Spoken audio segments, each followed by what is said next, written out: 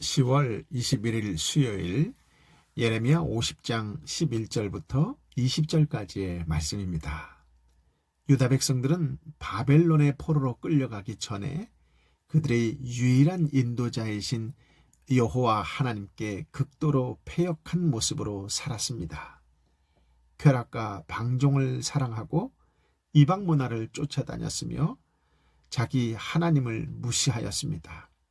그래서 하나님께서는 유다 백성들의 배반을 돌이키기 위해 바벨론을 드셨고 바벨론은 하나님의 도구가 되어 그 사명을 감당했습니다. 그러나 바벨론은 자기들의 무력을 너무 의지한 나머지 하나님 앞에서 교만해졌고 따라서 자신들을 도구로 삼으신 하나님의 섭리와 계획을 바라보지 못했습니다. 바벨론은 하나님의 성전의 기물들을 노략질했고 가증하게 사용하였으며 하나님의 백성들을 괴롭히며 압제하는 제 멋대로인 도구가 되어버렸습니다. 11절부터 13절까지의 말씀인데요. 내 땅을 약탈하는 사람들아, 너희가 즐거워하며 기뻐하고 있으니 너희가 초원의 송아지처럼 뛰어다니고 황소들처럼 소리를 내니 너희 어머니가 크게 수치를 당할 것이다. 너를 낳아준 그녀가 창피를 당할 것이다. 보라, 그녀가 민족들 가운데 가장 작은 자, 곧 광야, 메마른 땅, 사막이 될 것이다. 여호와의 격분으로 인해 그곳에 아무도 살지 않게 되고 완전히 황폐하게 될 것이다. 그 모든 재앙으로 인해 바벨론을 지나는 사람마다 놀라며 비웃을 것이다. 아멘. 바벨론이 심판을 받아 마땅하게 될 이유는 어디에 있는 것일까요?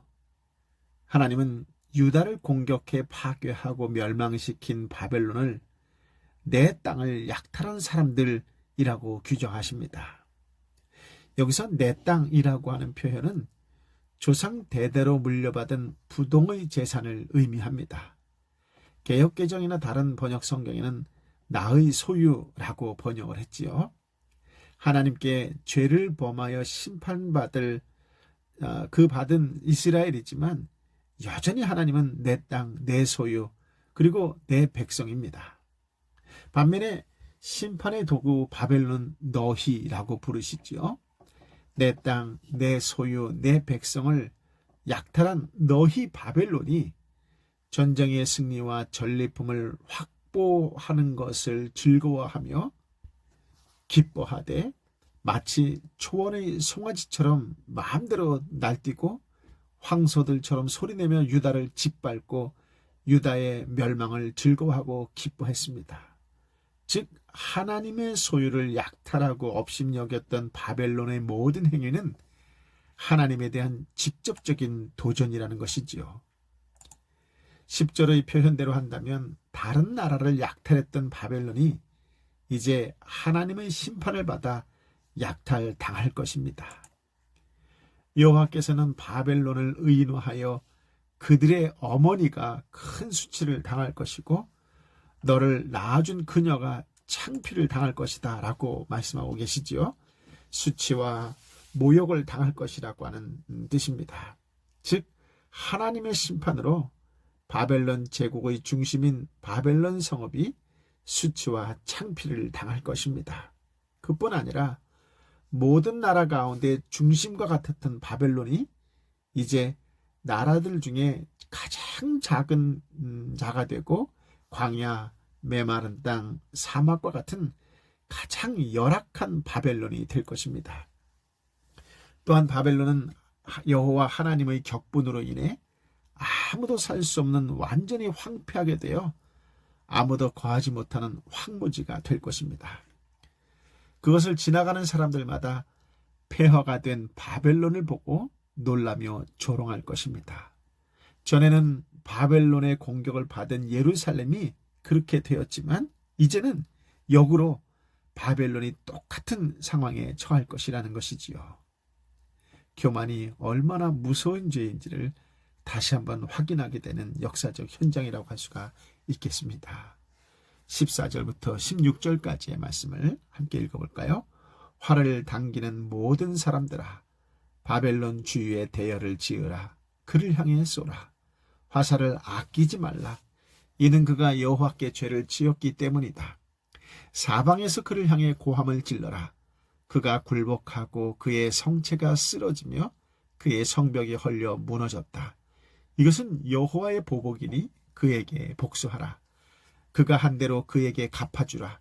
바벨론에서 씨 뿌리는 사람과 추수 때 낫을 진 사람을 없애버려라.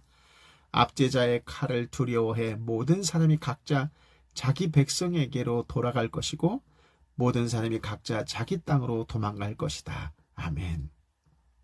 이제 초점을 바꾸어서 하나님께서 바벨론을 공격할 군대를 모으시고 철저한 공격을 명령하시는 장면이 서술됩니다. 즉 하나님께서는 바벨론을 멸망시킬 북방 침략군, 즉 페르시아에게 어떤 전술로 바벨론을 함락시켜야 하는지를 세 개의 명령문을 통해 구체적으로 지시합니다. 첫째는 14절에 보니 여호와께서는 바벨론을 포위 공격하며 활을 당기는 모든 페르시아 병사들에게 화살을 아끼지 말고 쏘라고 명하십니다. 그 이유는 바벨론이 여호와께 죄를 지었기 때문입니다. 그들의 범죄는 무엇일까요? 바벨론은 비록 심판의 도구로 선택되긴 했지만 그들 역시 그들 자신의 죄악, 곧 교만과 탐욕과 불의와 폭력, 우상 숭배를 했습니다. 특히 그들은 하나님의 백성을 압제하고 학대를 했던 것이지요. 하나님은 그들이 행한 죄악을 공의의 심판으로 갚으실 것입니다. 15절에 보니 둘째 이유가 나오는데요. 여호와께서는 페르시아 병사들에게 바벨론을 향해 고함을 지르라고 하지요. 즉 전쟁의 함성 또는 승리의 외침을 지르라고 하는 명령이십니다. 그 결과 바벨론이 항복할 것이요 그것의 성체 요새들은 다 무너지고 성벽들 역시 허물어지고 말 것입니다. 바벨론에 임할 이러한 심판은 그들이 내 땅, 내 소유, 내 백성에게 저지른 행위대로 그들에게 내리는 보복이라 할 수 있습니다. 여호와 하나님께서 그들이 행한 대로 갚으신 결과 그들에게 이처럼 엄중한 심판과 재앙이 임할 것이라고 말씀하셨습니다. 문득 갈라디아서 6장 7절 8절이 떠오릅니다. 자기를 속이지 마십시오. 하나님은 결코 업신여김을 당하지 않습니다. 사람이 무엇을 심든지 그대로 거둘 것입니다. 자기 육체를 위해 심는 사람은 육체로부터 썩어질 것을 거두고 성령을 위해 심는 사람은 성령으로부터 영생을 거둘 것입니다. 아멘. 16절에 보니 셋째 이유가 나오는데요. 여호와께서는 침략군인 페르시아 병사들에게 모든 바벨론 사람, 곧 씨를 뿌리는 자들에게서부터 추수 때에 낫을 잡은 자까지 모두 없애라고 명하십니다. 바벨론에서 포로 생활을 하고 있거나 바벨론에서 살고 있는 외국 사람들은 침략군의 칼을 피해 각자 자기 민족에게로 돌아갈 것이요 고향 나라로 도망할 것입니다. 이스라엘 백성도 예외가 아니겠지요? 그렇습니다. 하나님의 심판은 누군가에게는 심판의 날이지만 멸망의 날이지만 누군가에는 구원의 날인 것입니다. 구원의 놀라운 은총이 오늘 저와 여러분에게 가득하기를 예수님의 이름으로 축복합니다. 아멘. 17절에 보니 이렇게 되어 있네요. 이스라엘은 사자들이 쫓아낸 흩어진 양떼다. 처음에는 아시리아 왕이 그를 삼켰고 마지막에는 바벨론 왕 느부갓네살이 그의 뼈를 부러뜨렸다. 아멘. 하나님의 백성이며 또한 하나님의 소유인 이스라엘이 흩어진 양으로 표현됩니다. 지도자들은 실패로 하나님의 백성은 흩어진 양떼처럼 대적의 공격을 받았습니다. 처음에는 아시리아 왕이 북이스라엘을 삼켰고 마지막에는 바벨론 왕 느부갓네살이 남왕국 유다의 뼈를 부러뜨렸습니다. 여기서 예레미야는 아수르와 바벨론을 사자에 비유했지요. 사자에게 살이 뜯기고 뼈가 부러지는 양의 비유를 통해 이스라엘과 유다의 처참한 멸망을 생생하게 그려주면서 아시리아와 바벨론이 행한 폭력과 잔인함을 지적합니다. 하나님의 백성에 대한 아시리아와 바벨론이 이토록 잔인한 행위를 하는 것을 하나님은 절대 그냥 두지 않으시지요. 18절부터 20절까지의 말씀입니다. 그러므로 이스라엘의 하나님 만군의 여호와께서 이렇게 말씀하셨다. 보라, 내가 아시리아 왕을 처벌했듯이 바벨론 왕과 그의 땅을 처벌할 것이다. 그러나 이스라엘은 내가 그의 목초지로 돌려보낼 것이다. 그러면 그가 갈멜과 바산에서 풀을 뜯고 그의 영혼이 에브라임과 길르앗 언덕에서 만족할 것이다. 여호와의 말이다. 그날과 그때에 이스라엘의 죄악을 찾지만 아무것도 없을 것이다. 유다의 죄를 찾지만 발견되지 않을 것이다. 이는 내가 남은 사람들을 용서할 것이기 때문이다. 아멘. 하나님은 아시리아 왕을 처벌했듯이 바벨론 왕과 그의 땅을 처벌할 것이다 라고 말씀하십니다. 먼저 하나님은 아수르 왕을 바벨론이라는 사자를 사용하여 처벌하셨지요. 이제 아시리아가 바벨론에 의해 멸망한 것처럼 바벨론도 하나님께서 일으키시는 사자에 의한 처벌을 내리실 것입니다. 바벨론의 멸망은 다른 한편 하나님의 백성 이스라엘에게는 회복이 주어지는 것이지요. 여호와 하나님께서 아수르와 바벨론을 처벌하시고 나면 양떼나 다름없는 이스라엘은 다시 자기들의 목초지 초원으로 돌아갈 것입니다. 갈멜과 바산은 북서에서 남동에 이르는 지역을 가리키며 에브라임과 길르앗은 요단 서편과 동편의 땅을 가리킵니다. 즉 목자가 흩어진 양을 모으듯 하나님께서 동서남북으로 흩어진 당신의 백성을 약속의 땅 푸른 초장으로 불러 모으실 것입니다.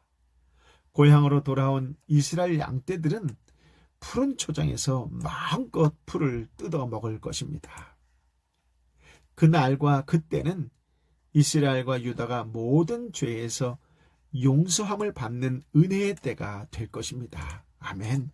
즉 이스라엘의 회복과 구원이 이루어지는 날에는 이스라엘의 죄악을 아무리 열심히 찾아도 찾지 못하고 유다의 죄 역시 찾아도 발견하지 못할 것입니다. 왜냐하면 하나님께서 그들의 죄를 용서하실 것이기 때문입니다. 아멘. 20절에 보니 내가 남은 사람들이라고 하는 표현이 나오지요. 바벨론 포로로 사로잡혀 있는 자들뿐만 아니라 북이스라엘에 흩어진 자들도 포함합니다.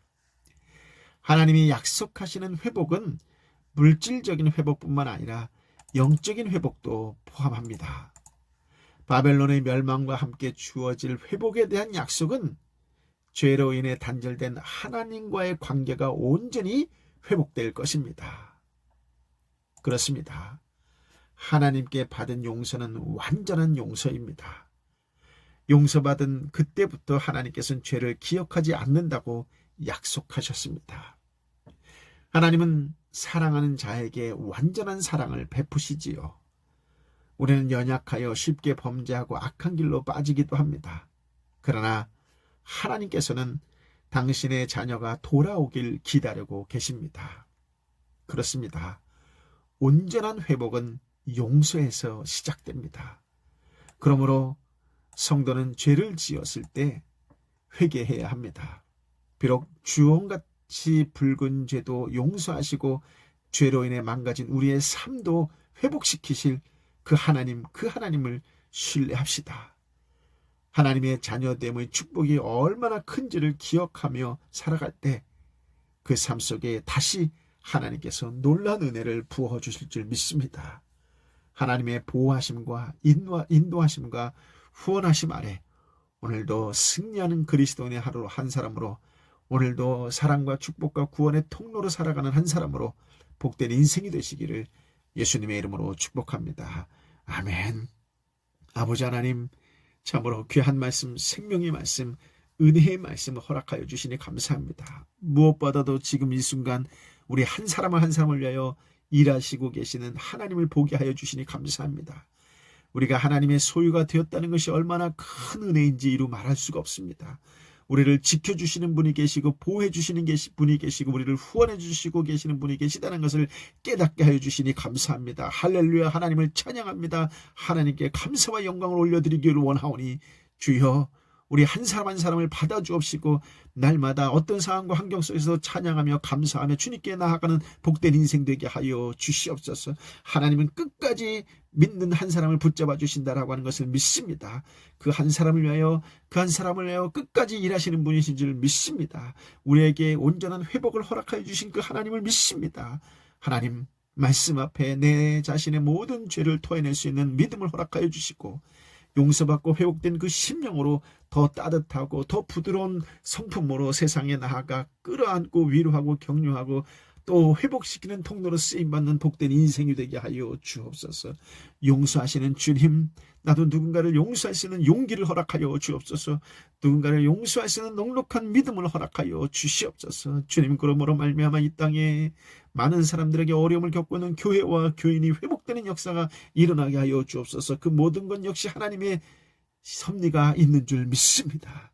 주님, 언제까지나 믿는 사람들의 편에서 함께 하셨던 그 하나님을 믿고 세상을 주관하시는 하나님이 바로 우리의 편이라는 것을 믿사오니 오늘 세상 어떤 곳에서도 당당히 하나님의 이름을 부르며 하나님의 뜻에 순종하며 살아갈 수 있는 신실한 그리스도의 한 사람 되게 하여 주옵소서. 특별히 연약하고 연약한 자를 위해 특별히 하나님께서 함께 하셨던 것처럼 오늘 믿음의 사람들 한 사람 한 사람이 오늘 세상에 연약하고 지쳐있고 아파하는 영혼들 위하여 끝까지 기도해 줄 수 있고 곁에서 위로해 줄 수 있는 그런 하나님의 사람, 성령의 사람, 예수의 사람으로 살아가는 복된 날이 되게 하여 주옵소서.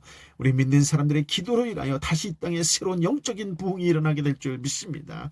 오 아버지 하나님, 교회가 일어나게 하여 주옵소서. 교인들이 새롭게 되는 역사가 일어나게 하여 주옵소서.